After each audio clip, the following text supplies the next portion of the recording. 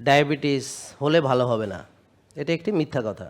ওষুধ দিয়ে ডায়াবেটিস ভালো হবে, সেটা আর একটা বড় মিথ্যা কথা। এটা হবেই না এবং এটা ভয়ঙ্কর মিথ্যা। মানে ওষুধ কিভাবে ক্ষতি করে সেটা নিয়ে আমরা আলোচনা করব।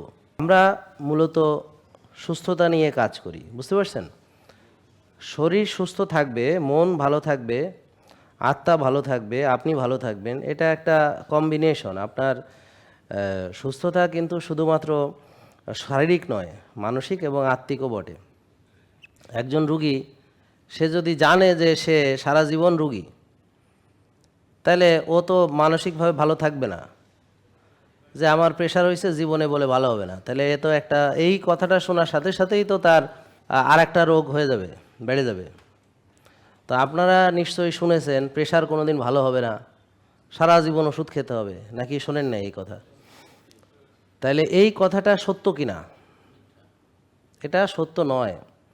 এই মিথ্যাগুলো আসলে কিভাবে আসলো সমাজে, এটা নিয়ে আপনি যদি গবেষণা করেন তাহলে অনেক পুরাতন দিনে আপনাকে চলে যেতে হবে। পরে লাস্টে গিয়ে দেখবেন যে এই পৃথিবীটাকে ডিজাইন করে অল্প কিছু মানুষ, তাদের ভিতরে কেউ এটার অর্থনীতিকে ডিজাইন করে, তাদের দায়িত্ব।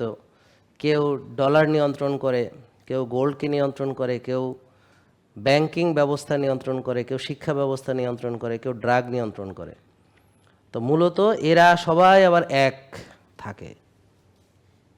তো এরা মিলে এই পুরো পৃথিবীটাকে একটা ডিজাইনে সাজাইছে। কি ধরেন এখন বর্তমান ডিজাইন হলো যে আপনাদেরকে মিথ্যার ভিতরে রেখে দিতে হবে, সত্যটা বলা যাবে না। তো এর ভিতরে আমরা যে মিথ্যাগুলো জানি কমনলি, সেটা হলো ডায়াবেটিস হলে ভালো হবে না, এটা একটি মিথ্যা কথা। বা ওষুধ দিয়ে ডায়াবেটিস ভালো হবে, সেটা আর একটা বড় মিথ্যা কথা। এটা হবেই না এবং এটা ভয়ঙ্কর মিথ্যা। হবে তো নাই, আরও ক্ষতি হয়ে যাবে। মানে ওষুধ কিভাবে ক্ষতি করে সেটা নিয়ে আমরা আলোচনা করব।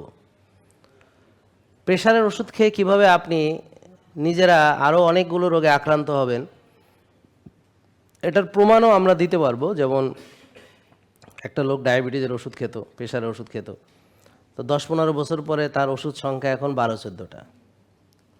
এরকম আছে কি না আপনাদের জানা মতে? সাথে আবার ইনসুলিন, এর সাথে আবার রিং, তার সাথে আবার চোখ নষ্ট, কিডনি নষ্ট, লিভার নষ্ট। এরকম পাইছেন কি না? তা এখানেও অনেকে আসে আমাদের কাছে, এমন সিরিয়াস রোগীও আসে যাদেরকে আমরা বলি যে সরি। কেন? কারণ এমন অবস্থায় আসলে আমরা তো তাকে সাহায্য করতে কিভাবে পারবো যদি সে নিজেকে নিজে সাহায্য করতে না পারে? এখন আপনাকে আমি বললাম ব্যায়াম করেন, বলে যে আমার পক্ষে উঠে বসা সম্ভব না, ব্যায়াম করব কি করে? এমন অবস্থা হয় কি না? ধরেন রুগীটা প্যারালাইসিস হয়ে বিছানায় পড়ে আছে, তা সে কি ব্যায়াম করতে পারবে? পারবে না তো।